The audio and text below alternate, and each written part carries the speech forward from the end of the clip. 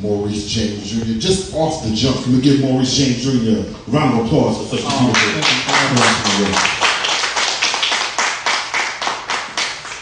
Thank you, sir. Maurice, this is our fourth artist talk. I'm excited about that. But I have been, the last 3-4 days, I've been waking up in a cold sweat. I've been waking up in a cold sweat. And so I'm hoping, Maurice, can you do me a favor? Okay. Can you just remind me what black is? Because there's been a lot of conversations and questioning about who is black and what is black. And so I wake up in the nighttime like, oh wait, can you just define black for me?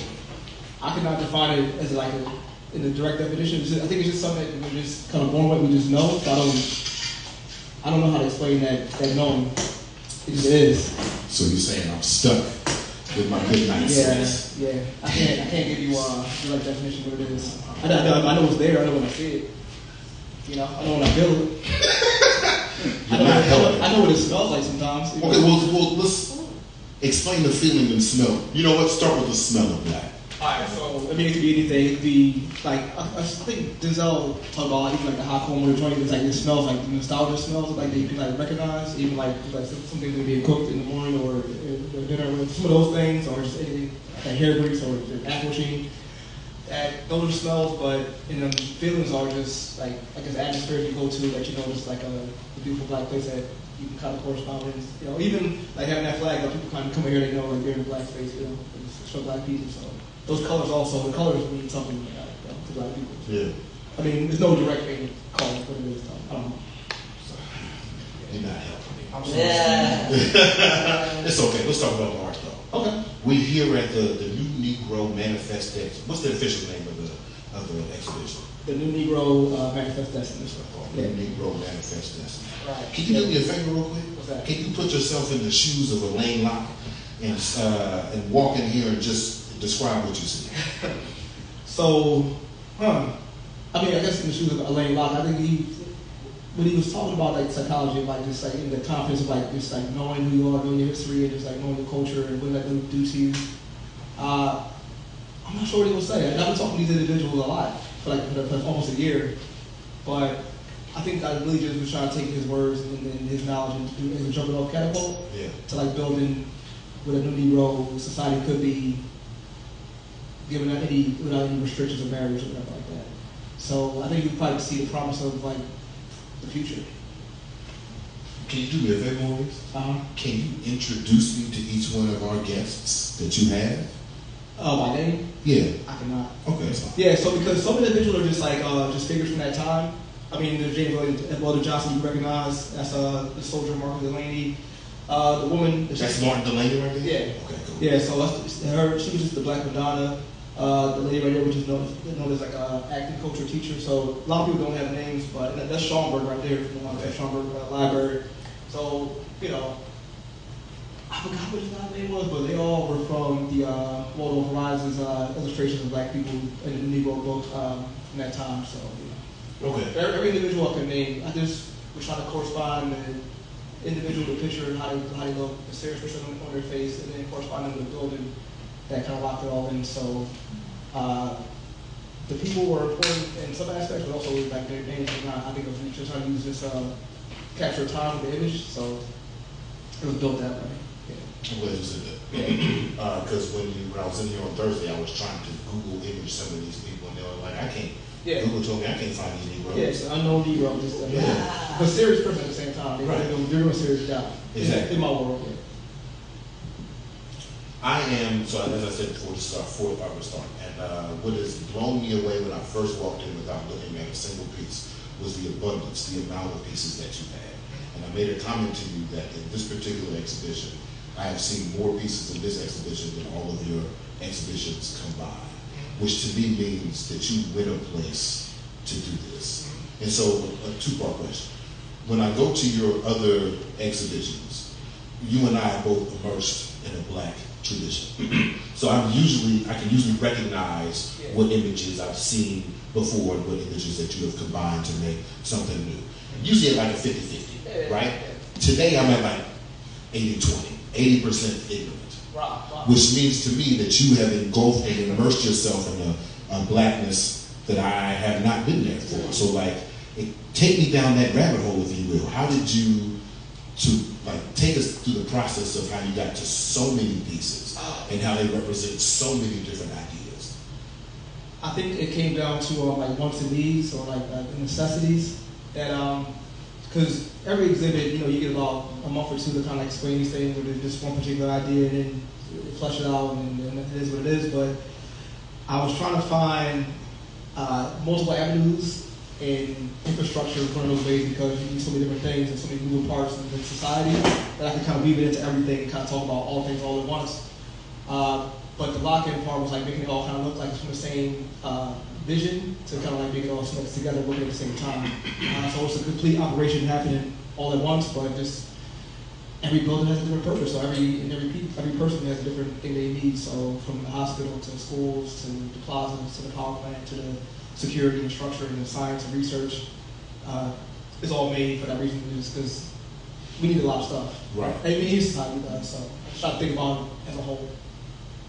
Okay, yeah. So we'll travel down that line of the black imagination here in a second. But on a more like specific question, how much did you learn about like architectural design? How much did you have to immerse yourself into that to come up with these sketches of right? Or you so understand it? My wife isn't here, but she legit saw me endlessly just on YouTube, just researching anything I could find that involved architectural research, any videos, anything. And then like in personal research on my computer, just like Googling everything, Googling architects, American architecture, European architecture, plans and prints, and finding archive images of buildings, anything I can find, anything I can get my hands on to kind of build it all out. And then also like with like forts and anything. I was just trying to like get my hands on any kind of correspondence like graphics I could find, and then build a story around it and build a function out of it. So yeah, just months and months and months of like architectural research. And another cool part about that is I have friends who wanted to be architects and never got a chance to actually kind of see it all the way through. So it's one of them like cool projects, like just being, hey, I was an architect, I can do some shit like this, right? So kind of like that, yeah. Are there any tenets of the architect design process that you have adapted into your own artistic process? Oh yeah, precision. Precision? Yeah, precision. Talk more about that. Well, I mean, I try to be precise in multiple shows, in any way. Like, anytime I'm doing graphic work, anytime I'm doing exhibit, any kind of work. But for this one, it had to be right. It had to be precise. It had to be sound, because the foundation had to be solid. Just like looking at the story had to be solid with the foundation, and then also just how you build it up and where it is and what it's for and what it looks like and the colors and the interiors, exteriors, like yeah, everything. Okay, so the sharpness of the graphics has to be precise. Yeah, the ripping of the torn paper, all that stuff. But yeah. I'm noticing. So when I'm looking at this piece in particular, right? This is if you look closely, this is a poster, right? Printed onto a piece of paper. Mm-hmm. This is still propaganda, correct? Yeah. So propaganda, but propaganda from infrastructure. And the copies of having that around you and built for you, or something like that. So when people visit Washington, D.C. and they come here to see the monuments, those are just pieces of like large scale. Oh, yeah. Propaganda. Right, yeah. Oh, you motherfucker. I had to, oh man, you just kind of blew my mind. I never put precision and propaganda in the same thought process. It's a science to it. So how you know you got it right? I don't know until people tell me it was right. Well, I think you got it right. Thank you, I really had no idea when I was doing this. I just know I wanted to do it, but I really had no clue what I was going to be when it was done. I would be showing people how they would respond to it. I just knew that I wanted to do it. So I think that was just like really straight about love thing. I love the idea, so that's all I do. So talk to me about the connection between like these hypothetical or even built designs, but the way that you're reimagining and some of the physical things you have in the gallery right now. Right. So I mean, I wanted to take it off the page and have it where you can like walk around it like, in a three-dimensional kind of scape to show that it's not just in my mind. You could actually touch it, feel it, put your hands on it, and even like the having Cole Pize's architectural. I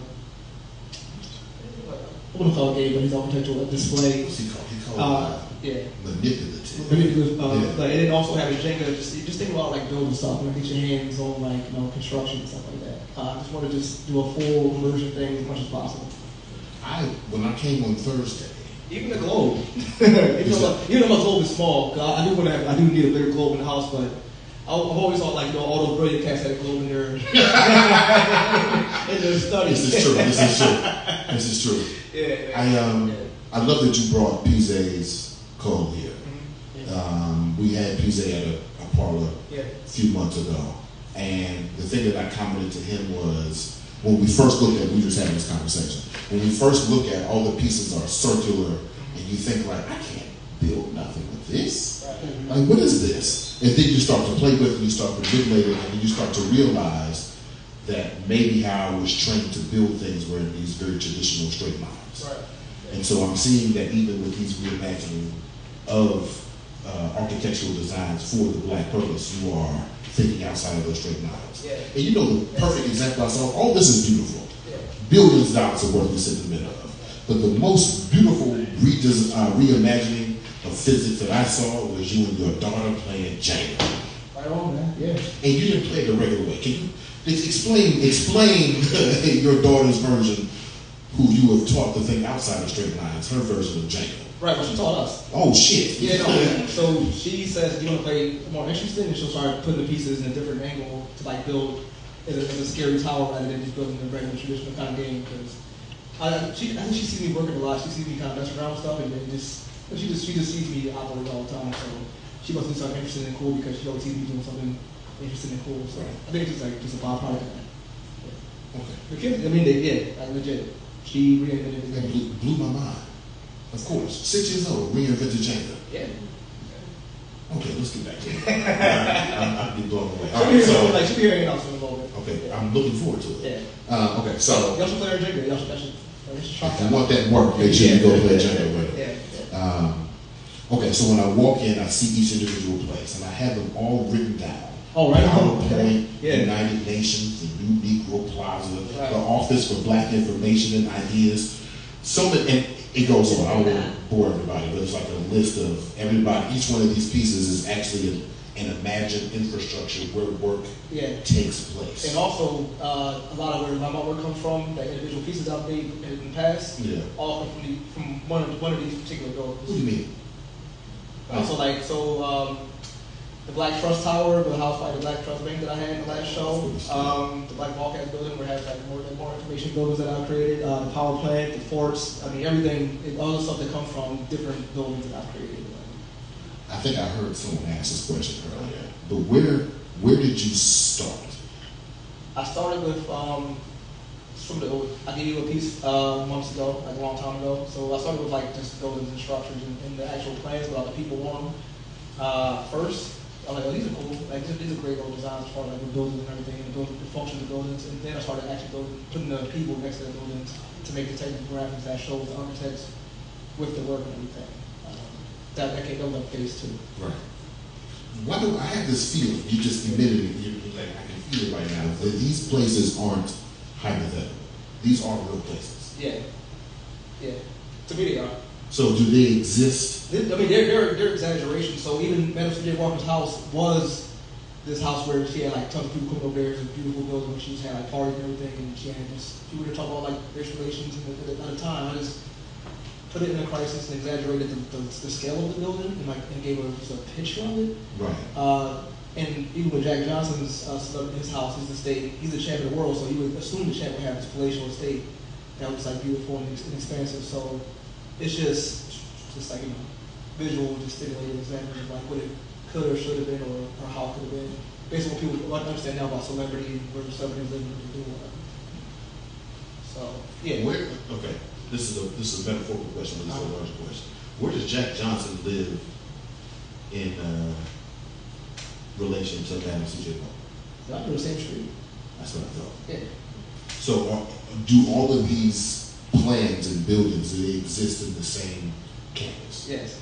Yeah. I thought so. Yeah. What's the name of this campus? Is it Manifest Destiny, the new No, the Manifest Destiny is just like them deciding when to do it and build it. That was the idea about the Manifest Destiny part. Just having a call to action. Right. to like have it somewhere, but where it is as far as like where it is on the map, I don't know. But I know it's all the same place. Okay. I want to keep going down this rabbit hole. This is interesting. It's not doesn't surprise me that you started with the Black Broadcasting Building, that you are creating propaganda. What's next? What's after? Where does your brain take you after you say, okay, we got broadcast, what do we do next? Well, it started with like, the skyscrapers and like the actual like metropolis, and then building around the metropolis. Okay. Yeah, so I started in the middle of the city, the centralized part of the city, and built around that. So that means like power plant. The power plant's on the outside of it, that's in the outskirts. Okay. You can't put power next to the people, that's Well, you gotta help me. I did not investigate most power urban plants. design. Well, most power plants kind of like a little bit further out, because you don't want like, run off, whatever it is, because if you're building clean, whatever. But power plants a little bit further out, but yeah, the United Nations building, those towers over there are all kind of within the same realm, like this, the main part of the city. And then the other stuff kind of built around it like that. So these are like more like residential stuff, and then go to like the forts, which are kind of like protecting the city. Okay. Yeah, so that whole side is all like defense and self-defense. And Of course, I just saw it. Oh yeah, so that the forts are named after the Black Panther. Of course. Yeah. Of course. Hold on. Wait, okay. You just mentioned the United Nations building. Right. On the United Nations building, is that the one with the assembly on it? Yeah, it is. So that was the first piece that actually drew my attention, because not only is it a large concept, but you also break it all the way down to how a General Assembly would work in that United Nations. Where are you getting this structure from? Where are you imagining? That's direct structure from the United Nations that does anyway. That's directly from a poster from the 60s that is pulled that particular part of. So this, because it's not a bad structure. I mean, that should work that way. It's just who's corresponding is like kind of what's the difference about that. Right. Yeah. Okay. United Nations in the middle of the city. Keep taking us through the city. Yeah, so then like you have the schools and like departments. So now some buildings are older, so some are more like kind of older buildings. So those are more modern. So some are like old structures and old plans. So it goes through time too. So it's not just like one set time. Like it goes through like a whole timeline of like things being built over a long period of time. Even with like the church building is pretty old, because it's like the first established part of that church. Now the church will be larger in the future, but that's kind of like this established. That's the first one. Right. Yeah. Gotcha. Yeah. Let's talk about the Charles. Okay. Okay, I think this is the third X-Men? Second? Cyclops, Charles. Oh man, I've done a few different X-Men pieces in different kind of forms and fashions. Yeah. But yeah. That one was fun. That one, and again, anytime we do X-Men, because that was like my favorite comic book growing up as a kid. And people know X-Men is like it's a very timely book about. Well, tell people, do people know this? But about X-Men? Yeah. This is a comic book about civil rights. It's about differences in people. So it's about like, I guess good and evil, if you want to get to like the nitty-gritty of it all. But Stan Lee provided this story structure that you can kind of work with endlessly, because there's always going to be injustices. So I found that picture of the Lee Du Bois, and I was like, well, he looks Professor Xavier-esque. Right? And then it was more so I wanted to show the Xavier Mansion, but in my own kind of way. So that was a cool part about building that. And that X is from, that's basically Malcolm's logo on top of that. So imagine if there were like these promising young black kids who showed me just, they just had this itch for just like liberation. And his sanctuary bring to house these kids and like cultivate their minds and put them back out to the world to be like just perfect freedom fighters. Yeah. Does that make Booker T. Magneto? Maybe. Hey, I don't know. Or just a white man is Magneto? I don't know. Well, Magneto is just a black man with a different point of view. Yeah. Well, I mean, who knows? Okay. Yeah. Okay. Yeah. Okay. Take us through a couple more places. Actually, you know what? Since you brought up Charles, I actually noticed something before, something I hadn't seen in the gallery before. There are some repeat symbols here. Of course, the NAACP symbols, the black nationalist flag. But there's one that snuck up on me, and it is the yellow circle around heads. Yeah. What's going on here? Well, that goes into the Manifest Destiny part. These are kind of like, in all kind of fun way, the Latter-day Black Saints. Yeah.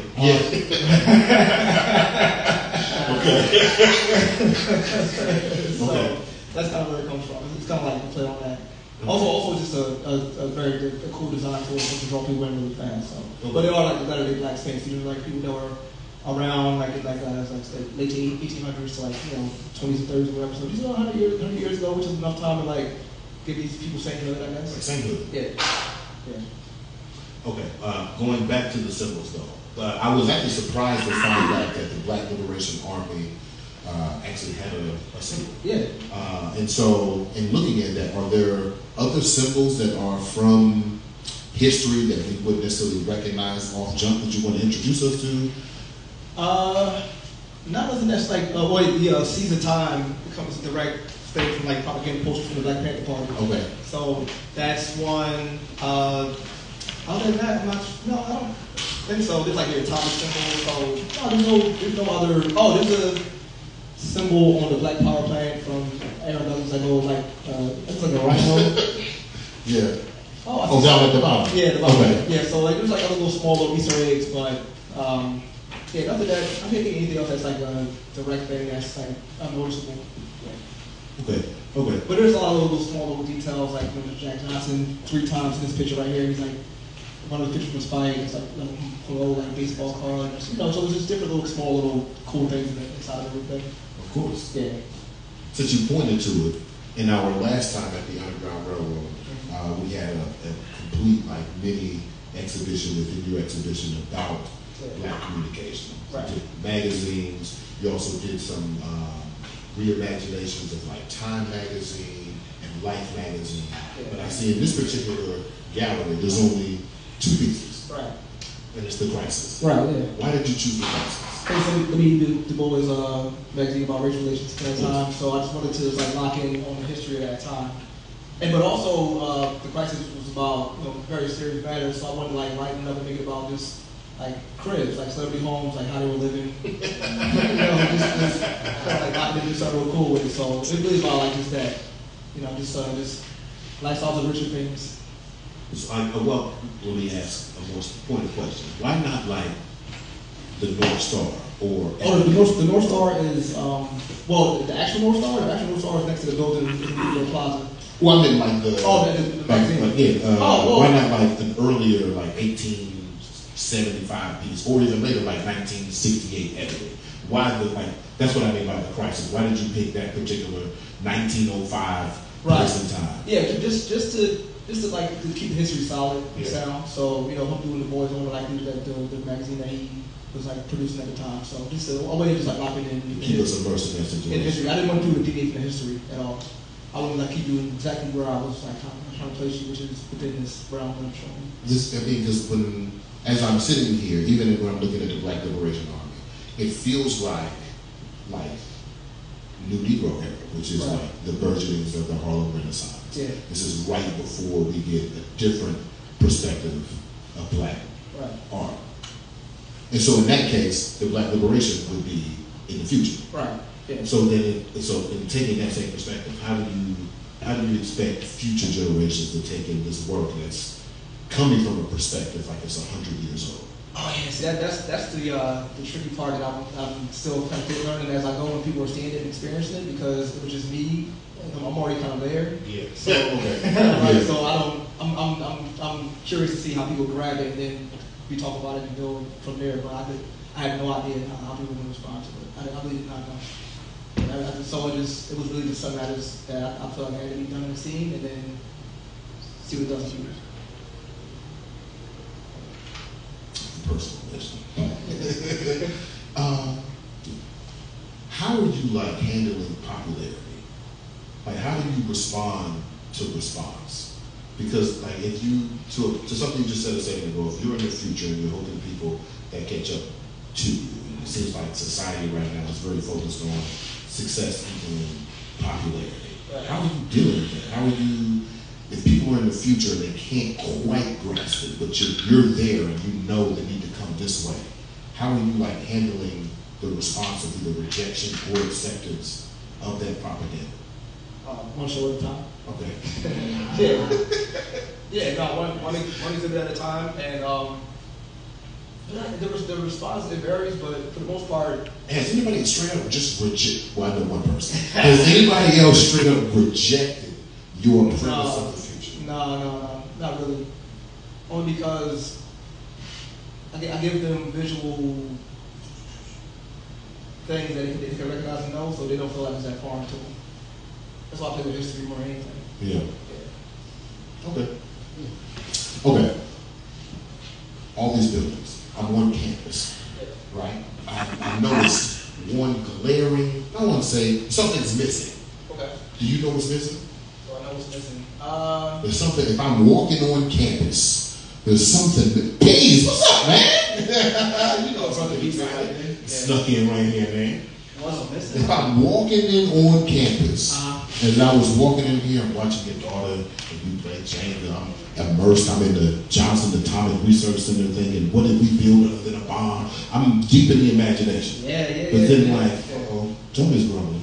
Yeah. Really why? Like agriculture and stuff like that? Yeah, where's the food? Well, so it was truly difficult to like represent, farming, but I did put it into the textbook. So the textbook does tell you everything you need to build. You're supposed to eat the textbook? No, not eat the textbook, but like read the textbook and think how to build everything. It was kind of hard to represent everything fully, so I focused on the builds and the structures first. You can just assume that there's also food. There's somewhere to eat over there. Okay. I will just assume. But you know what? And speaking of that black imagination, as I was sitting in there were a couple of times that I did drift off into, I wonder what could happen here. And I wonder what would be like the outputs of these particular places. So could you walk, I want to give you three. Could you walk me through what, in your imagination, what comes out of these places? Of course, I want to start with the Office of Innovation and Ideas. Is that the name of it? I want to start with is that what it's called? Power. No, not Power. No, the Office for Information and Ideas, Right. What comes out of the Office of Information and Ideas? A little bit of everything. So you gotta give me specifics. I need one specific thing. All right, and how much does it cost? One specific thing. I would say that would be a place that they can figure out how to make the Black Amusement Park. So the Black Amusement Park. Right. Okay. Yeah. Sure. Yeah. So like also like Walt Disney idea, imagination station, kind of like place like that. So it's a space to cultivate and have. And, just that's one office in that building. There's multiple offices in that building. Of course. I just focus on just one particular office. But yeah. Okay. And what is the difference between that office and the office of Johnson's Atomic Research Center? Oh man, you know what's happening there. I don't. High science. High science? High science, yeah. The highest form is like just mess around with molecules and atoms and all type of shit. To or think about actual clean energy in the 20s, whatever. Shit like that. So and I also look at it as a pseudo version of like the character Reed Richards in Fantastic Four comic books, the smartest man in the world, just working on and tinkering with every single thing. So it's kind of like that. Okay. Endless possibilities. But atomic research is going to a certain era of time where they're doing all types of science and fucking around with stuff, and where they stumble upon about. Stumbled upon. They were trying to make something else. They're trying to make something else. Okay. So then, so they say. In relations, where is the atomic center in relations to the power? Oh, they're not too far away. They're not too far away. So what happens at the power plant? Oh, that's regenerate, refine, and produce power. Okay. Yeah. Are they selling it, or is it? They're giving it to the people. They're giving it to the people. Yeah. I was wondering, what's the currency of this space? What's the currency of the space? Yeah, what's the currency of this space? I would say no rent prices. I would say the black dollar, but that's the thing about one of my previous shows, because even the Black Trust dollar, I talk about the Black Trust Bank, but also exists in this world. So if you kind of know some of the past work, or look at some of the past work, you can see how it kind of corresponds with like the future work, or this work right here. That's why I said all those stuff that did in the past, like how it lives in this world at the same time. That makes sense. Yeah. Okay.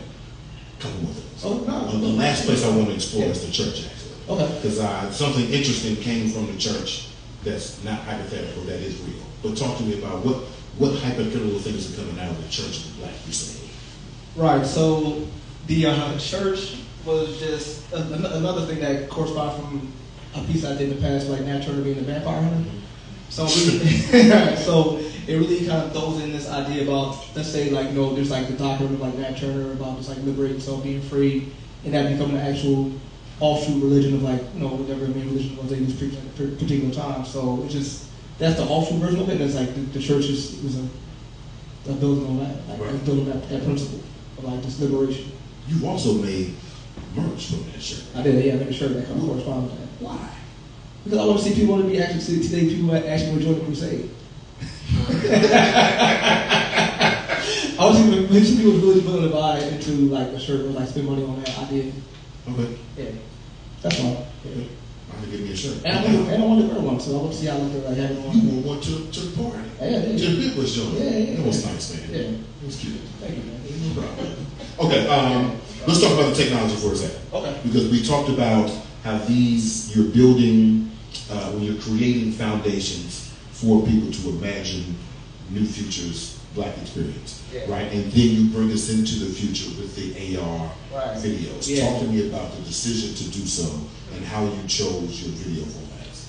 Right. So the short part of the story is Medicat. He hit me up on Instagram saying he created this app. He based out in Oakland, California. He said it's made for artists to utilize it to accentuate their design, whatever it is. So I used it for the first time, like in public at Umbrella for the TVs, to make the TVs kind of like work and move around. But I knew for this exhibit I wanted to kind of like expand on that and I can make full-on graphics that are like directly just for that particular piece. And also just a cool way of just like bringing the future to like this past work, because the work is very much from you would say 100 years ago, or like 80, 90 years ago, but that adds a new element of like what you have in your pocket, in your hand, to get you into this thing about also being in the future of this work at the same time. So it's a very past, present, future kind of like thing, all the kind of once at the same time. You just have people in their minds thinking about just never leaving this exhibit like that. You can never like escape it. You just not, anything you have on you can work with this exhibit. Your phone, your eyes, your hands, everything. Is that something you think you have to think about more ways to engage with your art because of the accessibility to multiple ways to view art now? Like if 100 years ago, would you have thought, ooh, I need AR videos? Nah, probably not. I think I would try to make it interactive still, because I grew up going to museums that was interactive in that sense. But no, the fact that in the present, we're talking about the present, that these things exist, why not use it to the best of its ability? Of course. And don't overuse it to the point where it's like it's a what do you call it, a gimmick? Yeah. It's just I mean, you can use it or not. The piece will still be what they are, but that adds another layer to it. It sure does. Yeah. I agree with you. And not every piece is activated by AR. No, only ones that have the tag on there that says use the app and everything. How did you curate that? I mean, it all depends on like finding the right sound, voiceovers. It all depends on. I mean, everyone was considered, but whatever had the best corresponds with the sound or design or elements or time. Because I was adding stuff the last couple of days. I had new ones that I kind of figured out. That I had time to actually sit back and think about it. Now the exhibit is done. I get time like this. Oh, so this is something that you decided, okay, I got all the physical done, or this is something in the same? Well, it was happening simultaneously. Okay. But as far as like some of the other ones that I added, like in the last day or two, I had time to sit back and figure out more stuff, because like finishing the whole exhibit takes a lot of time. So of course, I got to finish the main part, which is like make sure the visuals are on point, and then I can add all the cool elements. Right. I hope this doesn't break the magic. But I'm always pushing to see what's the hardest part. Which of these pieces gave you the most like trouble, ideologically, even physically, and even in composition wise? And which one of these pieces is like, I don't even know if I still got it done. I don't know. None of them. None of them? Nah. So you are done? Yeah. How do you know? How do I know? Yeah. Because I talk to other artists. When I send it to the printer for print. I can't do shit after that. Yeah. Once it's locked into behind the glass, I can't. Okay, so let me ask you maybe even more tedious question. How do you determine what piece is going to be what? How do you know that the power plant piece is going to be printed on metallic paper? And how does that differ from the Black Liberation Army, which is on a smaller poster? How do you curate that decision? Oh, I do a lot of like self-proofing, so I do it myself. So what I'll do is I'll proof the Black Power Plant on a normal like matte paper and silver, and then see the reflection of it and see how it like changes the art, because the ink will change the paper changes the art. So it's self-proofing, so it's that part at the same time. Is that considered practice? I mean, I guess it's practice. I guess it's refinement. I'm a musician. Yeah. And so the main thing we do as musicians, practice. Even when we're on stage, it's still like a form of practice. So I'm always wondering like how, as an artist, do you practice? Every single day. I just always mess around with any kind of graphic work all the time. Yeah. Yeah. I practice. Well, right now in a relaxed, like I'm in like cruise control, so I'm not practicing as much right now. But I'm enjoying studying the exhibit. But when this exhibit is over, right back into the monk. Okay, hold on. I'm gonna pull myself back before I get too deep. Because I actually want you to sort of nerd out on me a little bit about like paper type. Yeah. Because I'm a huge paper man. Yeah. And I've also, one of the things I also noticed is like, oh, these pieces aren't clean cut. There are a couple of like dangling pieces. There are a couple of like live edges happening. Yeah. And that excites me because of my manual texture. You see these shorts? Yeah. They felt. You feel what I'm saying? All right. So give me like, just nerd out on me about like paper choice, type, what you tell your printer, what that conversation is like. Use the terms too. I want to be confused. So the paper is all archival, made to last forever. The brand of paper is Ham and Mule. Some of them, the main pieces have my favorite paper, which is William Turner, which is a really textured, like really fine cotton paper that has like, it grabs the ink. But some of the smaller ones have various different papers that because like I said, the paper changes everything. So it all depends on what the piece is. Yeah. So, I mean, yeah, and then the rough edges are because I wanted to make it look as historical as possible and ripped out of a book. Yeah. And so, yeah, that's just added effect to just give more of that extra edge to it because, you know, time. So, like time, history, and grit adds more history to the thing because these things are printed this year, but I wanted to add as much history and roughness to the paper as much as possible. I love that you do that even behind glass. Yeah. Like if I bought this joint, right, I probably never touch it. But you telling me that it grabs the ink and it's, why is that important to you? Because it saturates the colors, like just, you know, and also when you print, you want to like have what you see, what you get on your screen, so you don't want to have any alternating things that kind of shit when you go to the print phase, so yeah. A lot of proofing, a lot of time, man. A lot of just manipulation, a lot of staring at it.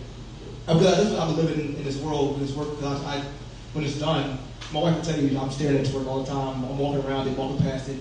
I'll hang up some of them in my office, and I'm just like staring at it, like. And also, I look at it like, I might, smoke a little weed, get high, or whatever, and then I look at it again. My mom.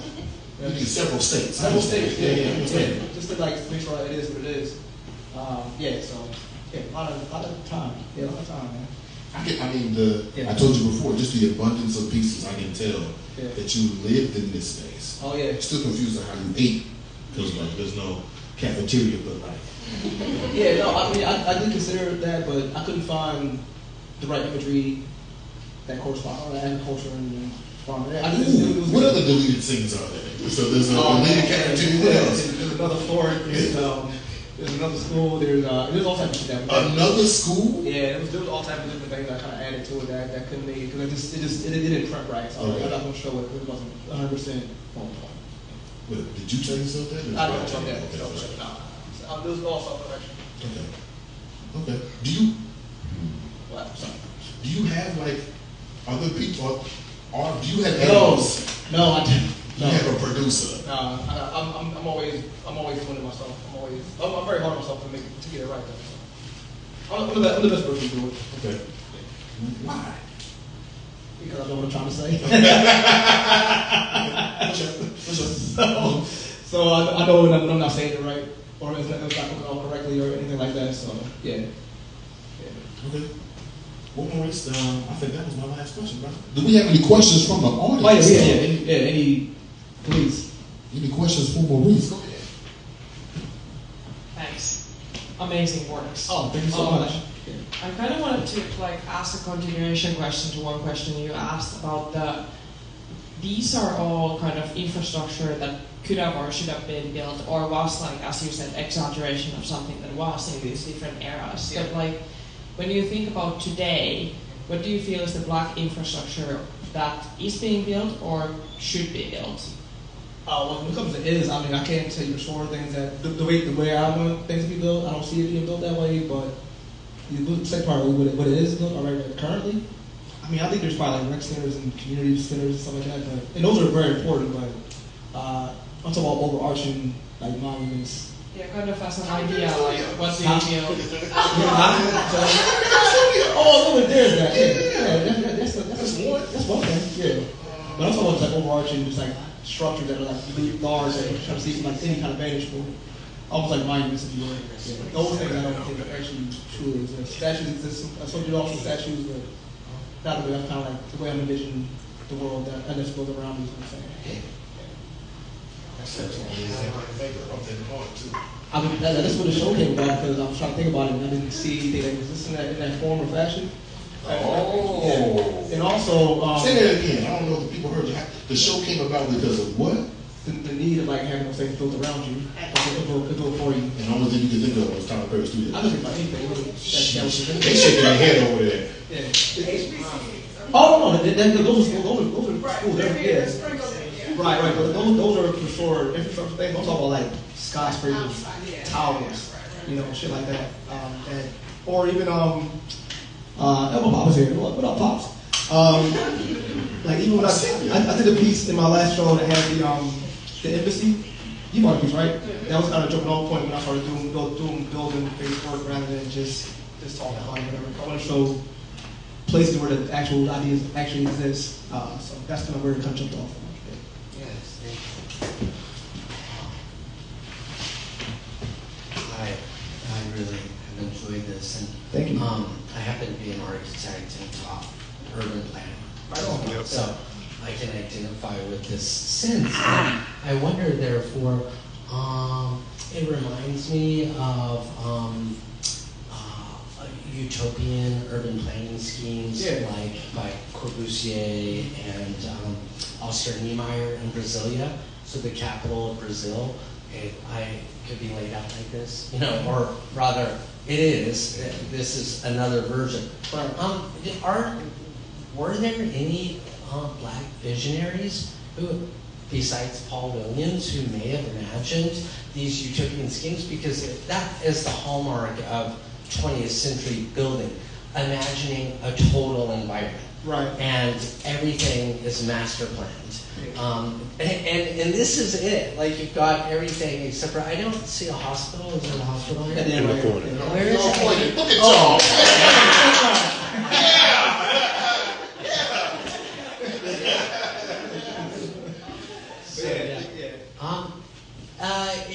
Do you know of any such utopian There was one in my research. It was called like Soul City, but it was like it was a small small city plan, but it wasn't like a grand scale full thing. No. So another reason why I TDJ's got one coming out. well, I mean, listen. I just don't know. But you're right. It didn't really exist, so that's why it was so fun to do this exhibit because I was working in a realm that the shit really did not exist. So, if I may ask one more question, when I hear the discussion of reparations with regard to African American culture in America, I don't think so much about money. Right. I think about the need for infrastructure. Yeah, absolutely. And so I wonder if you've thought of that. Like, to me, this is what you would do with reparations. Well, this is because that's what it seems like a lot of black. This was before the discussion. This is like more like the Reconstruction era and things. Exactly. Yeah, so exactly. So like that, like, and this is also this Reconstruction, like, untampered with, right? Let black people operate and exist and build their own world, and this kind of like what could happen without any kind of inhibitors of that. Have you looked at the plans of President James Garfield? Because his was like, that's one of the saddest chapters of Reconstruction, because he was assassinated 8 months into his presidency, shot 3 months into it, I think it was. His really progressive plans for Reconstruction were totally... No, I went into this pretty raw without knowing anything, and I think that was the fun part. I didn't know anything about architecture at all, nothing, and I just kind of was building it from scratch from there. But I don't want to build it for black people, so that was like the labor of love within itself. So I was like, what do black people need? Everything. Yeah. Right, so then I started trying to build everything. Yeah. Except for the farm, I'm talking about farm.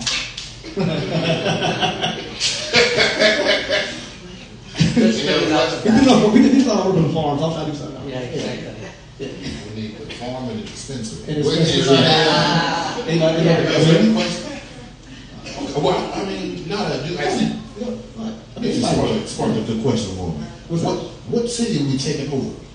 It's gotta be a state, man. Okay, excuse me, brother. The Mormons did it. Yeah, exactly. That's what Manifest Destiny is really about, pushing it. Yeah, sure. Yeah, it's really from off east to west, whatever. So it could have been South Dakota. It could be any fucking where. South Dakota. No, I'm saying like anywhere that was empty at the time, but it was just sending motherfuckers like east or west.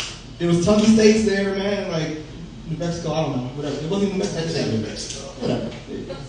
Anywhere some space. It is your name. Yeah. Everybody do that at 40, and then you'll at 40 together, and you can expand everything. Yeah. Any other questions for Brother Maurice? Oh, we got one more? No? Yeah.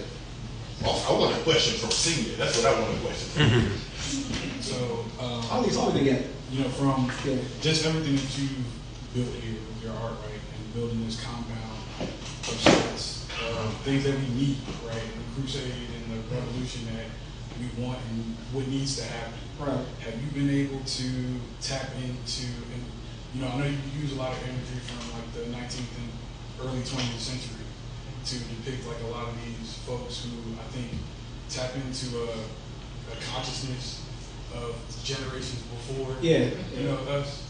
And so have you been able, like through, you know, your education and creating this art, been able to tap into some of the history that, you know, predates a lot of what, you know, we're familiar with, and goes back to a time when things like this actually did exist for Black people? Yeah, so that kind of like corresponds with the historical research society building, like where they do an actual study of like, you know, ancient Kemet and like things were like structural, they were like building things, building structural societies that were forgotten or lost or whatever happened in the midst of like, you know, the transatlantic where they just like kind of wiped out everything. So it's in a funny way we do kind of like have those throwbacks that correspond to our deep past, and they just come up in different kind of ways. So if there was ever an architect in my body, it definitely came out of this. Even though I never started it, right? But you see what I'm saying? Like I knew I could figure out how to build it with my mind or whatever. So yeah, but I think that comes from somewhere. Yeah. You know, where it comes from, I don't know. Let's say black magic. Yeah. If you don't mind, can I ask? Oh, yeah. So, like, even just to build upon that, like, the way I'm viewing this exhibition, it almost is like, even the title of it, right? It's a handbook of sorts. Like, this is all imagination-based, but based on real information, based on, again, people who are tapped into a real consciousness of what is needed and, you know, what all we're striving for. Yeah. So yeah, have you ever, I don't know, I just see this as like a book in a way. Yeah. It's a blueprint. Yeah, it is. It's a blueprint. It is made, that's what I said, the red pages are, because it's made to be ripped out of a book, so yeah, that is a correspondence, and that's why the textbook right there, so How to Build a Negro Arcadia is a textbook that kids are reading to make them want to actually start building it. So yeah, that was considered at the same time too, like the book of it all, like the story structure and everything. You talked about precision earlier. Yeah. And presentation. Presentation is so important. So the way that you presented all of this with the imagination, but based on, you know, real information, true information.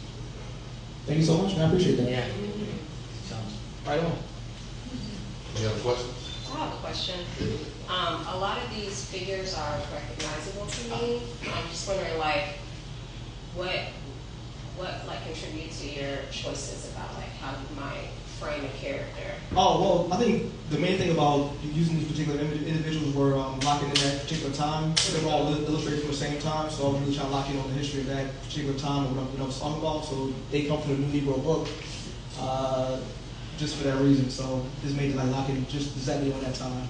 So that's why I picked the certain illustrated artists who did the work, and then finding prints and plans and from that same era and locking them together because they were never like together at the same time. So it's very interesting when you can like as a graphic artist to like pull elements from different places that come from the same time and you put them together, you turn something brand new. So that's kind of like the tricky matter of it all. Yeah, that's good. Well, BeMo? I mean, what's up, man? You got something? I mean, okay, so as you were talking, I'm thinking, okay, so you do all of these things digitally, correct? Is there like an analog version of this? I mean, not that I know of. Okay, for sure. I mean, there might be a brother doing it that he ain't showing nobody. And so then my other question, just, and you can gatekeep if you need to, but like, where are you getting these images from? All over the place. Okay, Yeah. good gatekeep. Yeah. No, that's true. It's all over the place. Yeah. That's my last You know question. what? I get the library. The library?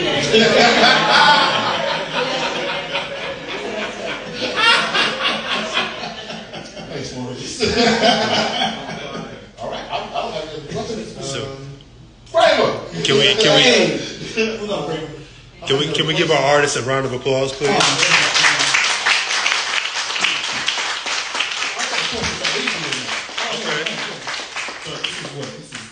It's our third exhibit again. Third exhibit? Why do you keep choosing Maurice? Because Maurice is a visionary. Hey, come on. And Maurice is a person who is a community maker and a community builder. And that's what we do here at Art of Noise, is that we're trying to build a community in a nation here, in an ecosystem. And I think Maurice understands that, and he perpetuates that in his work, whether it's an advertisement agency that we did, the first exhibition, whether it was Black Trust, where we explored different avenues of trust within the elements of Black trust within our community, to this wonderful exhibition now, is that he understands the framework and what it takes and to get people to think about what it means, what community really means, and what it takes to build a community. So that's why I continue to work with Maurice. He's one of our top artists, and we're happy to have him all the time.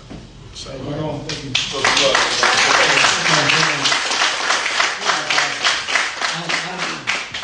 I'll finish with this. This show took a lot of time. It was like a legit labor of love, man. Like this all comes from like a very loving place, man. This is how much I care about Black people, because I want like create a new world for them. So yeah, this is what it is.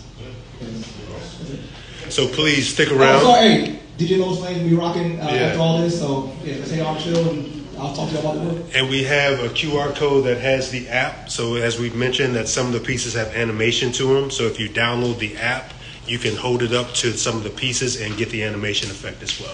Yeah. All right, please let us know if you have any questions, and let's kick this party out. All right. All right. Yeah.